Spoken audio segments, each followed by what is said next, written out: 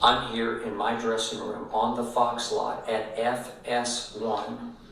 I just finished my second and last rehearsal for what's coming Monday, the new Undisputed. It's unbelievable. You're just gonna have to be there at 9:30 Eastern on Monday morning. What's up, world? Welcome back to Charge the Game podcast. I'll be your host here, Chuck, and as you guys can see, we are touching bases with Mr. Dracula Skip Bayless. Once again, as Skip Bayless attempts, in an all-out desperate attempt at that, to persuade all of his listeners, his audience, to join him tomorrow live, which I plan to do, as he relaunches Undisputed 2023 season. Let's go, right? But before we get into that video, I want you guys to do me a huge favor. If you could, please hit that subscribe button if you're new to the channel. And if you're stopping by to watch the content, please give this video a thumbs up. In the end, if you're rocking with the content. Back to the video. Okay, so Mr. Skip Bayless, you know, he's doing what any businessman would do, right? Of course, you got to hype it up. Of course, you got to market yourself the best way possible. Now, did Skip Bayless take a huge hit? Yes. One can argue that because Skip lost Shannon Sharpe, which was a huge piece to the Fox family, right? And here I see where looks like Keyshawn Johnson. If you guys want to follow, feel free to look at what I have pulled up. I have it on the screen here. It says Keyshawn Johnson will be Skip Bayless's new full-time partner on FS1 Undisputed after Johnson reached agreement on a settlement of his $18 million contract with ESPN, the Post has learned, right? So, few things here. One, I don't know, man. I was looking forward to the all-around panel with Richard Sherman and Rachel Nicholson. One, I really like Rachel Nicholson. And another reason I like Rachel Nicholson is because she is down with the Brown, wink, wink. Another reason that I like Richard Sherman is because him and Skip Bayless, they already have a beef. They already have a good history of bumping heads and not scared to challenge each other on, you know, very strong opinionated topics, right? But this Keyshawn Johnson guy, I'm not going to lie to y'all. I know he had the show with Jay Williams, Max Kellerman, and you know, himself. That shit was whack, okay? And like I said, I made plenty of videos about Keyshawn Johnson, or at least, you know, commentary here and there about Keyshawn Johnson. Overall, he just comes out as very flat to me. You know, I'm surprised that he was able to, you know, make a settlement of his $18 million contract with ESPN. You know, like, I'm quite sure he probably got $9 million or at least half of it, right? A little bit under that, right? But Keyshawn Johnson, to me, just does not, to me, that's just me being honest, he gives off a very cocky aura. He gives off a very, like, I deserve to be here. And he doesn't. You know what I mean? Like, he's very boring to me. I don't know, like, how to explain this. If you think otherwise, please feel free to comment in the comment section and let me know, you know, how y'all feel about Keyshawn Johnson. But I'm going to keep reading here. It says Johnson is expected to start on Monday. So, as you guys saw, Skip Bayless attempt, you know, like, to market himself, which he really looks very, very bad. Oh, my goodness. This guy looks very, very bad without his makeup, right? But I'm going to tell you guys something. Regardless of what y'all say and what y'all may feel about Skip Bayless, he's very organic with himself, his commentary. Like, that's what keeps his fan base, because he has always stayed true to himself. I'm going to tell you another thing that makes Skip Bayless very powerful, and I was thinking about this earlier today, right? Skip Bayless doesn't follow anybody back. You have all these millions of subscribers and followers who follow you just to hear you speak.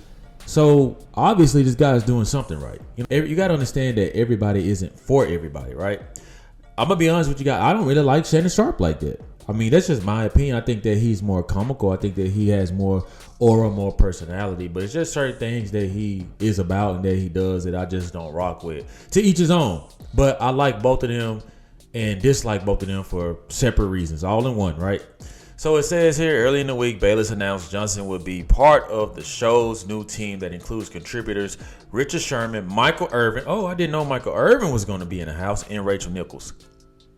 However, Bayless' pronouncement was premature because ESPN had not agreed to release Johnson from his contract. That finally happened after long, arduous negotiations.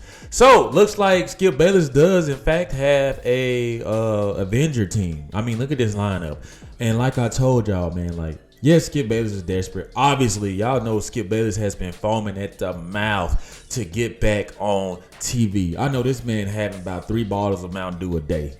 2 liters at that. I know this guy is just ready to talk sports because that's his life. Skip Bayless has no life. Skip Bayless has all this success, right?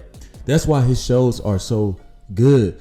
You got to think about a guy who has the money to do pretty much anything he wants. He has a very simple life. The guy eats the same meals, wakes up 2 or 3 o'clock in the morning, still works out. So it's a lot to admire from Skip Bayless. Whether you like him or not, you got to admire his drive, right? And this is why I think that Skip Bayless is going to do better than First Take.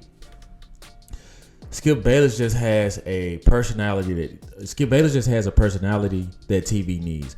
Not alone, and you got to look at the revenge team, right? You know how you had the USA Dream Team and the Redeem Team. I think that Skip Bayless has the Redeem Team because all of these people have something to prove. Especially the ESPN people that were let go, like Michael Irvin, who Stephen A. Smith set him up. I'm just playing. Probably not playing. But Rachel Nichols, obviously she got fired. So you guys got to think about how much energy they are about to contribute to joining Skip Bayless. I think that Michael Irvin's energy alone is going to be magnetic. Richard Sherman, he started off as a very, very young guy challenging Skip Bayless, and Richard Sherman has grown over the years. He's doing this thing with the volume. Colin Cowherd, I made a video about that not too long ago on how I knew that Colin Cowherd was the plug to Richard Sherman joining Skip Bayless. He works right next to the studio that Skip Bayless works in. Obviously, Richard Sherman is employed under Colin Cowherd's media company, The Volume, right? Which is a weird thing because I was watching the Marcellus Wiley video.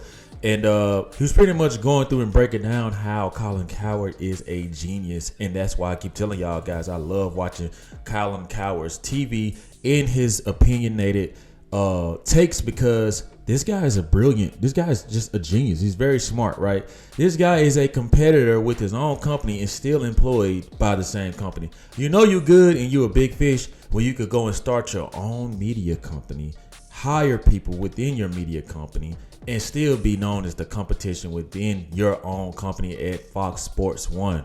That is crazy. Big kudos to Colin Cowherd. But anyway, I think that this show is going to do well. Obviously, it was good that they signed a permanent partner to Skip Bayless because, man, a rotating panel just gets kind of blah after a while. You know, you need to have your set guests. You need to have your set personalities.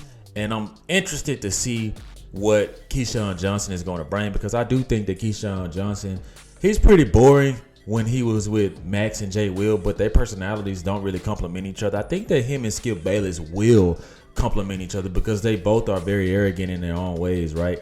And to have the panel rotation, of Richard Sherman, Michael Irvin, and Rachel Nichols, I just think that it's going to do numbers. I think that it's going to be very good. And obviously right now it boils down to who gets the first punch, right? That's Skip Bayless, right? Because Shannon Sharp doesn't come on until, I believe, later this week or early next week. I believe it's early next week, September 8th, I want to say, right?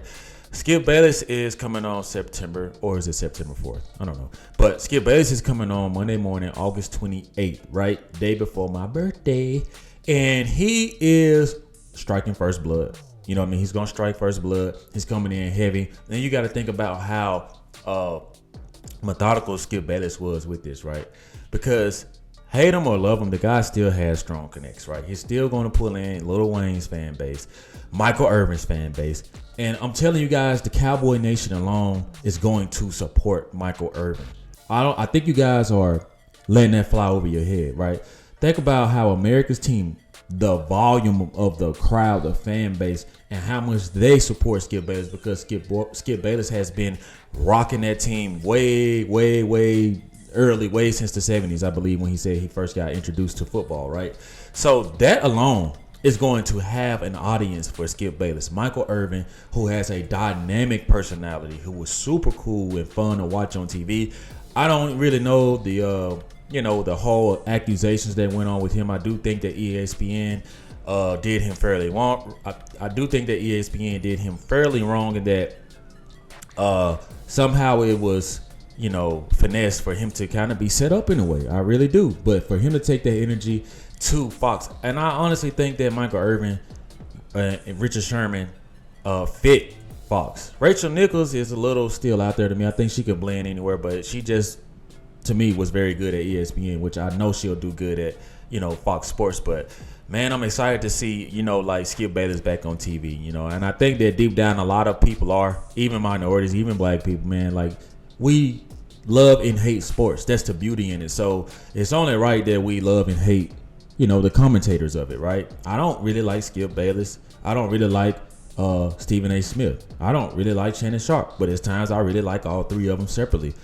I believe that Skip Bayless is made for sports. I think that his commentary is very good. Yes, he can be stubborn. Yes, who doesn't? You know what I'm saying? It's all opinionated. Just like when we argue about, our teams or our favorite players, like we know the stats, just like he knows the stats. You know what I'm saying? So you guys let me know what y'all think, man. You guys looking forward to Skip Bayless, new and improved, undisputed as he says, or do you guys think it'll be an epic fail and that First Take will conquer all TV, all sports TV? Let me know in the comment section. Like always, like, share, subscribe to the YouTube channel.